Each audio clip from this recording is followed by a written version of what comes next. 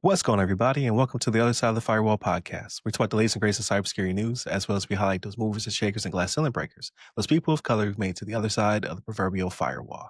My name is Ryan Williams, and as always, I'm joined by Shannon Tynes. What's up? What's going on? So welcome to Wednesday's episode of the podcast. So Monday, Tuesday are topics, Wednesday discussion, Thursday is Ask a CISSP when I have an interview prepped and ready, and then Friday's everything else. So yeah, thank you for tuning in. We greatly appreciate it and getting through the week with us. Hit up all the websites that go by our name, theothersideofthefirewall.com, as well as ramcyber.io. Always forget to plug those. But without further ado, I give you Shannon. All right, everybody. So this article comes from darkreading.com. Written by Alexander Kulafi. And the title of this one is Gartner, How Security Teams Can Turn Hype into Opportunities. Gartner Security and Risk Management Summit 2025. So the analysts there weighed in on how CISOs and security teams can use security fervor, they call it, around AI and other tech to the betterment of their security posture. So what they're pretty much saying here is try not to scare people about AI, right? Like when it comes to the people in the C-suite and what you need to do, try not to scare them when it comes to what AI can do for you or what is going on about there with AI, because they're racing towards it, right? Like the people in the C-suite, like they see AI and they see the chance for more money to be made, right? Whether it be that, and I don't say this to fear monger, whether it be that they can have less people working for them and AI can do the bulk of the work for them, right? So they're not paying out benefits and salary to some of these people that they're paying it out to. But again, I'm not saying that's totally what it is out there, right? It could be a proficiency thing, right? They want it to be more proficient with what they're doing. But what they talk about in the article, which I disagree with a little bit, right? And I'm interested to hear what your thought is on this, Ryan, because you're kind of you're the AI guy, right?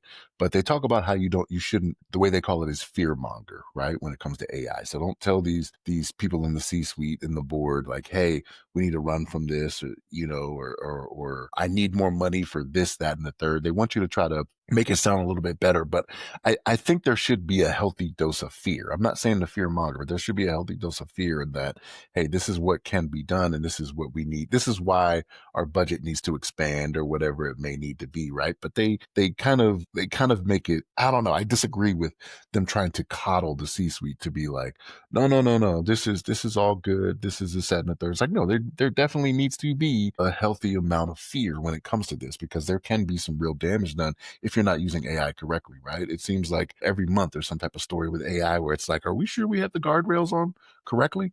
You know what I mean? Like, are we sure we're monitoring like we need to, because you got three of them over here talking to each other in a different language that we don't understand. You know what I mean? Like, what's going on here? It's a little, I don't know. It's a little, I don't want to say precarious. I don't think that's the word I'm looking for, but yes, you have to play with AI to understand AI, right? I get that. I'm not saying get away from it totally, but you shouldn't be all ahead with it without knowing what's going on with it, or how it reacts to things in your company, like in your businesses. Because a lot of these businesses are using AI across the board, right? Like your banks, your financial institutions and whatnot. They're using using AI in banking, whether it be to detect fraud, right? To determine whether or not you're a bot, things of that nature. So there are good uses for it. I'm not saying to get away from it altogether, but that's just my thoughts on it. This is where the discussion comes in, right, Ryan? Because I know you're probably going to be on the other side of this, but let us know where you stand at on this, man. Let's know where you're at. So I'm not exactly on the other side of the firewall, right? To bring the brand back.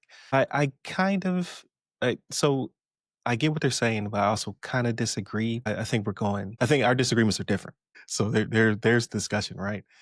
I think it's a matter of taking advantage of the conversation. Like the big buzz right now is artificial intelligence. It's coming for our jobs. It's going to do this. It's going to do that. So I worked for a bank when I was a teenager, right? 19. Yeah, was I 18, 19? HSBC, right, in Buffalo, New York. And I had a job where I balanced the daily deposits, right? Like, so you would give your checks on the commercial side. I believe I was on the commercial side, not the residential side. Yeah, because I would get bundles of checks. So usually that's commercial, right? So I would get bundles of checks, and then I would have to make sure they all balanced. And then, you find pennies here, pennies there. That usually wasn't that bad, but human beings make errors like the tellers and what have you. And then we make sure we fix it before the night is through. And then when I wasn't doing that, because like snow would hit or something like that, and it would stop the truck, so we'd have to be off the clock. You could do odd jobs. So I would go do microfilm where I would find people's checks through, and you see it on TV where the people are like flipping through old news articles in libraries and they have like the little dial. They had that in the bank for people's checks. The microfiche. Yeah. So I like somebody would say, "Hey, I want a picture of said, check X, Y, or Z." So I would have to flip through the daily checks that came in to find their specific check and take a picture of it, like a snapshot. And then I also did deposits for, they called it at the time they called it lockbox, for Singular. Like, so Singular was one of our customers. They would drop their checks off too, but they would do it in full envelopes. Like, they would take the daily mail that came in. People would, use the envelope that they sent them with the invoice, and then people would put their check or their money or whatever into the envelope and send it back. And then I would get those at the bank. And there was a machine that would split the letter open, and I would take the money out and make sure it makes sense. Some people would put letters in there because they couldn't pay, right? And I could do like either I take money or I toss it. So that was I felt bad because people would put like obituaries in there, like, "Hey, my uncle passed away. Stop asking for this money." And unfortunately, that's not a check or money, so it gets pitched in the bin, like our friends over in the UK would say. So that was the sad part about it. But all of these jobs that I'm talking about are eradicated. Like, they've all been replaced by machines way before AI was a buzzword. It's just the evolution of technology. It's not to say that I can never find a job again, right? Like, it's just that these certain jobs are always going to be taken by technology, or they'll be eradicated in some way, or in this case, AI will start to either augment people, or it'll take away the things that we no longer need to take care of ourselves, and there'll be other opportunities. So I think they're trying to tone down the CISOs to say like, "Hey, stop pitching this fear, stop making people uh, kind of tune out through your fear mongering." And that goes for anybody who's talking to the C-suite, and start using it to your advantage. Like, this is your Trojan horse now. Now you can push for more money here, right? Because we have to protect ourselves from AI risks, from insider threat due to AI issues, from, like you said, bots attacking us and things of that nature, because AI is just automating making those things more efficient for phishing campaigns and DDoS attacks and things of that nature.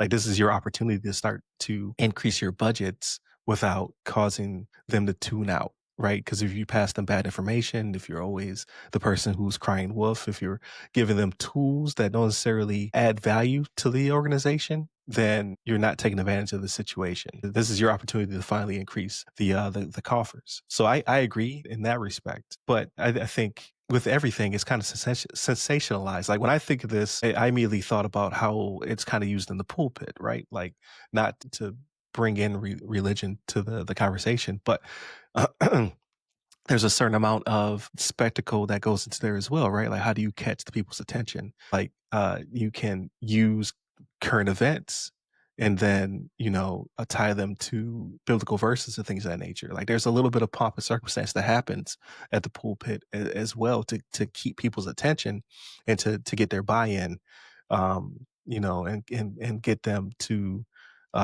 you're a shepherd. You're trying to shepherd them somewhere. So they use that as well, right? There's a little bit of spectacle in there.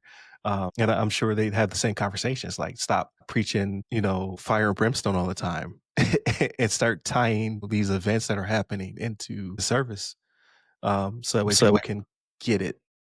But you're not totally going away from there's a hell though, right? That's my point. Right. Right. You Yeah. you have to still have a little bit of that fear in there, right? And like, and the way they describe it in the article, it's weird, right? Because we talked about that. I can't remember if it was last week or the week before, where I was talking about, hey, you need to go to the C-suite and tell them, hey, this is how money can be made, right? Or this is how it'll affect you monetarily, right? And that's kind of what they go into here. It's like, hey, if you want to do, and they give figures, like it's 70% is this, 80% is this, and it'll be $1 million, $1.5 million, whatever it may be.